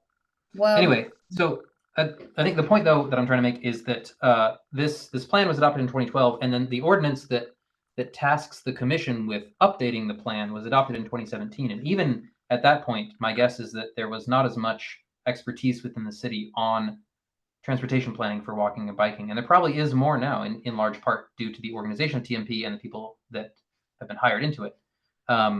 So I think that there's an argument to be made that maybe this language should be changed, or at least refined, so that we're all a little more clear about what our responsibility is. TMP vis-a-vis the Bike Walk Commission and vice versa. Go ahead, Becca. With that in mind, I guess I would move to, if this is the correct protocol, to amend our constitution so that items B2. Oh, we can't do that. This only the Common Council can do that. Oh, so that's interesting. So that's also the people that I This is a talked city to ordinance. about gender neutralizing chairman. Great. Yes, this text exists in the city ordinances because it was adopted by the Common Council. I see. And So we take exist that to as a them. result. Well, Yes, so this does not delegate to us any authority to change our charter, as it were. what would be our means then? Would we have to agree on something as a group and submit it as an amendment? Not necessarily. I mean, this text could get changed without ever talking to us, in Oh, theory. because any but, member of the public can put forth an amendment. well, I think any member of the ordinance committee can put forth an amendment, but like they could work with a council member. Noted. In an effort to keep to our agenda and keep this rolling, because I know we're a little over time, Tanner, what are your action items here? It sounds like you're going to connect with Becca. Christine, I know you also said you had notes on this, but we'll thank you again for putting this all together and your effort here, Tanner. I'm really grateful for this, but it sounds like you'll connect with Becca and Christine and kind of hand off next steps here. Thank you for keeping this alive and a priority, and we'll work with TMP, Greg. Yeah. There's one other next go step. ahead. If there is appetite on the commission, I did want to see if there's something that we all agree on that we could actually vote on a resolution for. Going into this, I was thinking that I would move to adopt as a commission the resolution that we should work toward, and we, meaning the city, should work toward either a new bicycle master plan or a new bicycle pedestrian master plan. If a lot of people agree with that, then I will move that way. But if people think that the way to move forward here is something else, then if not very many people think that we do need a new plan. I would love to hear TMP's feedback before we make that a vote, to be honest. Okay. But yeah, just because they didn't exist when it was created, I would value their input on this, and I would want to give them some time to kind of sit with what you've put together. I think that's a valuable idea, though, and I'm definitely excited to learn more about it. And I do, again, in an effort just to keep to our schedule here, we have 2 other agenda items to talk about. But Christine, yeah, go ahead. Well, I appreciate, Tanner, you doing this. I actually like the idea and I'd be ready to vote, but I also understand where you're coming from, Emily. But I don't know, maybe it feels rushed to put a resolution or to vote on something tonight. I personally don't think that Greg, I mean, he's here now, that this is a tall order. I think it's our responsibility to do this, be the advocacy for this. So that's my opinion. But what if instead? Go ahead, Greg. One thing I just want to have everybody just keep in mind, as a department, we're still finishing up, keep in mind, the Complete Street Design Guide and Ordinance, which took almost 2 years to complete, which was a heavy lift. And, it was, like I said, it was a heavy lift, but it was a lot of work, and we're still not quite there yet, to get this fully adopted, which that's our next move. So, let's roll this out properly. Let's not rush this through. Let's do it properly, especially when Complete Streets is still, in its final stages here. So I would agree with Emily that we should do this properly and hold off until we have a better plan developed on how we should progress forward. Because it's not all going to be on the commission per se. You're going to need TMP's assistance in this.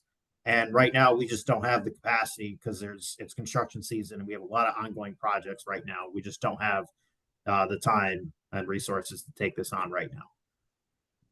So what if we did this instead? It seems like my comment about the language in the charter or in the ordinance maybe being outdated, that resonated more with people. What if we adopted a resolution stating that the ordinance needs some review, and we could resolve that together, and then we could forward that to the ordinance committee and like, start a conversation with them.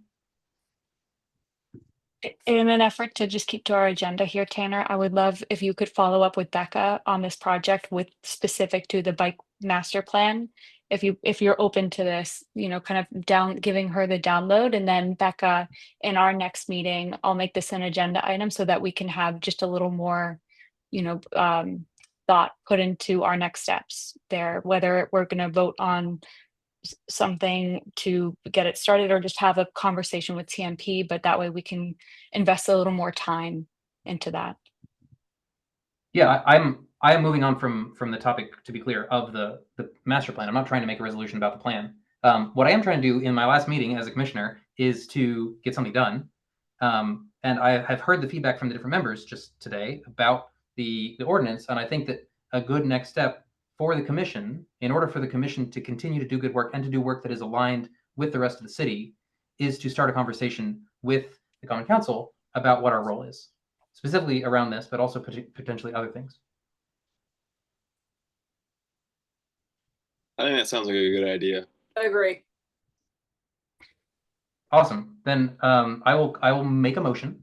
I will move to resolve as a commission that the ordinance governing the commission should be revisited in a dialogue between the commission and the ordinance committee and potentially TMP, so that the relative responsibilities of those different parties can be made more clear in the ordinance.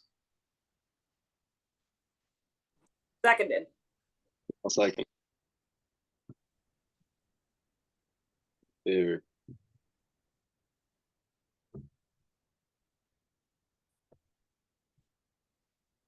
Awesome. I counted at least 4 hands. I think I counted 5 hands. But Emily, you're the one in charge of the process here.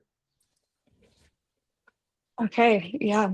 That was Nick, Manny, Christine, and Tanner in favor. I also voted. And Becca. Oh, sorry. Thank you. Thank you. And Becca. Okay. Quick question, sorry, and I promise I've talked a lot, I know. But Tanner, how come the ordinance committee isn't, did they review this? I know maybe we could talk later, but I'm just curious. I didn't even realize there's an ordinance committee. I just looked it up online. What is their role in checks and balances here, that commissions are following the ordinances? And how come they haven't come back and said, hey, are you doing this? That's a great question. I'm happy to talk to you at length about this offline. In the interest of time, because I think Emily's quite concerned about the time. The answer is all changes to the city law go through the ordinance committee. And I think that, yeah, let's talk more offline.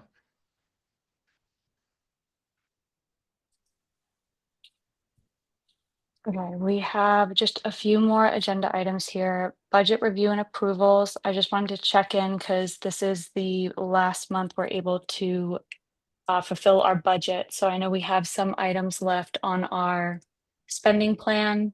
Nick, I'm gonna just start with you if that's okay. Do you have any updates on those other items that we had remaining from our last meeting? No real updates. I've reached out to Minuteman Press for request for quote for the water bottles and drawstring bags. And that's all that I could see that I could do with the spend items that were approved. I also didn't get into the bicycle mechanic training that we'd originally allotted for.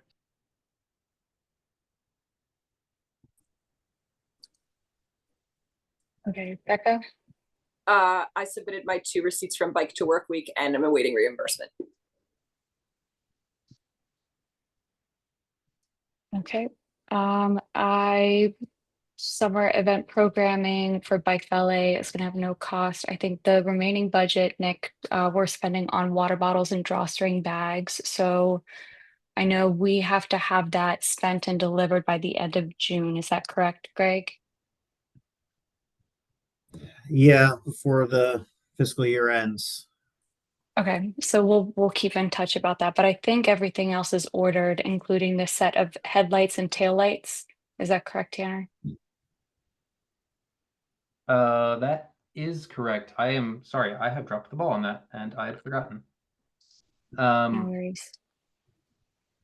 Yes, we had, where we left off was we have 3 competing quotes.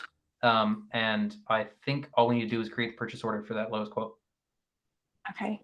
And then I think, Tanner, you and I were talking about the tent. I think Jim Travers has helped us with the order of the tent. So I think that has also been ordered, and I'll confirm that receipt with you, Greg, as well.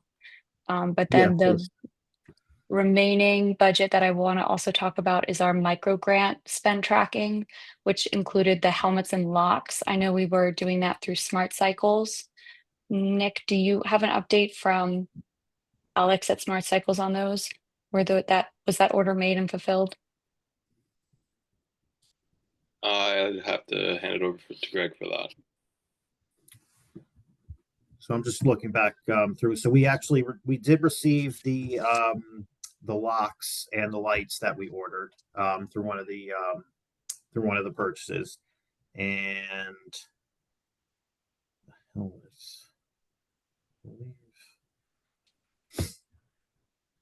I'll follow back up, but I'm pretty sure we got all those purchases in. But let me double back and check. I don't want to waste any time. So Perfect. No, thank you, Greg. Then the only other, oh, go ahead. Sorry, Greg, do you have the information on hand for what are the spend thresholds and the number of quotes associated with those spends? So anything over 2,500, we need 2 quotes. Anything under that, we just need the 1. And is 3 quotes no longer a necessity? Well, you do need 3 quotes, but only if it's over that a certain threshold, which I don't think you guys are going to spend. I forgot off the top of my head what it is, but it's definitely like over. I believe I gotta look at my purchasing chart. But anything under 2,500, we don't need. We don't need to. So, Okay. how much are you looking to spend? Under 2,500. Oh, okay. Yeah, so just 1 quote. All right, thank you. And then the last item is just the special events permit. We have funding for that and brochures. And that's part of the micro grant, so that's not technically part of the budget, but that is spend we still have to do before we can apply for another micro grant. Any questions or comments on budget items or approvals? Okay. Second to last item here, abandoned bikes locked up at the Sono train station. Becca, I'll hand that over to you.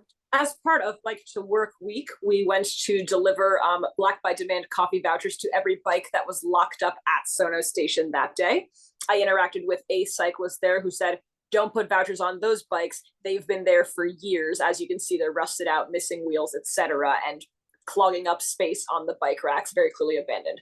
I took pictures and submitted them in a click and request and called the police about it, who told me to contact the MTA. I contacted the MTA, who said that they would send it back to the police, and I do not have an update on whether or not it's been taken care of. But to the question, how does one report an abandoned bike locked to a rack?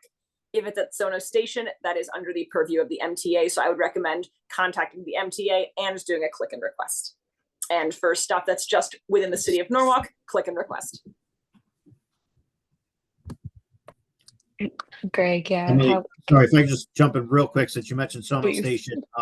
Yeah. The dedicated bike parking area on the first floor of the Sono garage on the New York bound side, the parking authority actually installed 2 additional hoop style bike racks where that dedicated parking is, where the Bike Norwalk logo is. Nice. I they should did have that. probably specified these bikes were on the New Haven bound side. Gotcha. Well, you made me think of it on the Sono, since you mentioned. But that's Sono great State. news. Yes. But either way, that is not the jurisdiction of the MTA. That is the jurisdiction of the Norwalk Parking Authority. Am I correct? The garage, I case. believe, is, but the New Haven bound side, because it's on the sidewalk of the station, I was told that it was Yeah, empty. I think that information is wrong. I'm pretty sure that everything outside the platforms themselves is not the MTA. But Greg would know better. Greg, you're muted. I don't know. I couldn't tell you that. Pulling up emails. I forgot that was a phone call. The MTA said, nope, that's not the email either. Never mind. I don't have anything to contribute. Okay, so to report abandoned bikes and or bike locks, depending on the jurisdiction and location of the bike rack, it's either a click and request ticket, the MTA, or the Norwalk Police Department, Well, start with or a click all and of the above. That's the way to do it. Start with a click and request. Okay. Great. Our last agenda item here is commissioner. We have some commissioners up for reappointment. I'm also sad to share we have some resignations, but before I dive into that, I would like to mention that I'm hoping to plan a social gathering of bike walk commissioners and our, dedicated volunteers and the TMP team and the oh my gosh, who's the other group we work with? Anyway, bringing everyone together on June 25th, the 26th, or the 27th between 6 to 8 p.m. I'm hoping to get present commissioners, past commissioners, future commissioners all together just for a purely social outing, no talking shop. So I was curious to see if any of these days worked for everyone here. June 25th, 26th, or 27th, if there was a preference for this month. So if you can check your calendars and let me know, I will start planning that. You said the 25th through the 7th, Wednesday, Thursday, Friday? Wednesday, Thursday, or Friday. I think, are those the last of the month? Right? Yes. The last Wednesday, Thursday, or Friday of this month. I vote for Friday, but I can make all of them. Perfect. Okay. I will work on that. And then lastly, I know Christine, I think I'll make the announcement. I'm happy if you want to say a few words. I know you're up for reappointment, but you're resigning from our commission, so we will have another open seat. Sadly, I'm so grateful for your time and effort and support, and I hope you continue to work with us. But I wondered if you wanted to say a few words. I feel like I've talked enough, but tonight, thanks, Emily. And I appreciate your leadership, and Tanner. I feel like I've, seen Tanner grow up here. I mean, I remember when he walked into the room at City Hall, and yeah, the brilliance of your leadership, and nobody wanted to step up, and Tanner, the kind of the youngest one, stepped up to the plate and led us. So it's been an honor, and I'm very mixed about this. I'm retiring from my job. It's in Stanford after 30 years as an educator.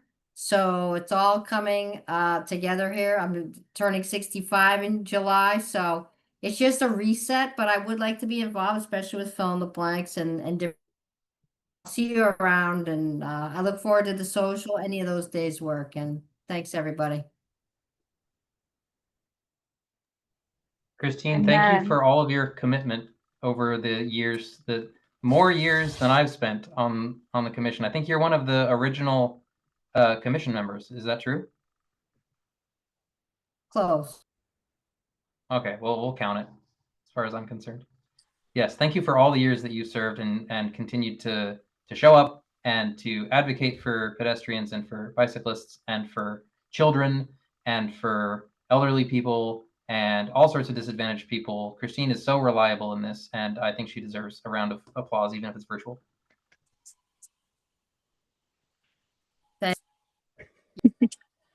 You're bringing me to tears here, so I love y'all. Nick, I saw you had your hand raised briefly, not to put you on your spot. That was just a misclick. Oh. And then the other commissioner that I'm sad to share that is also resigning is Tanner Thompson.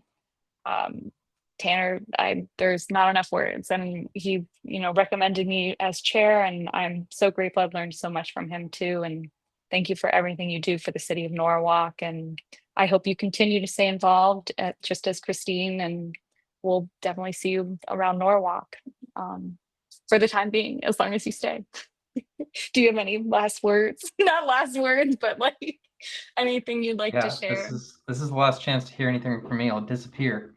No, as I've been pretty open about, my wife is near the end of her PhD program, and when she finishes, we are likely to follow her wherever her career takes her, which is more than likely not Norwalk, Connecticut.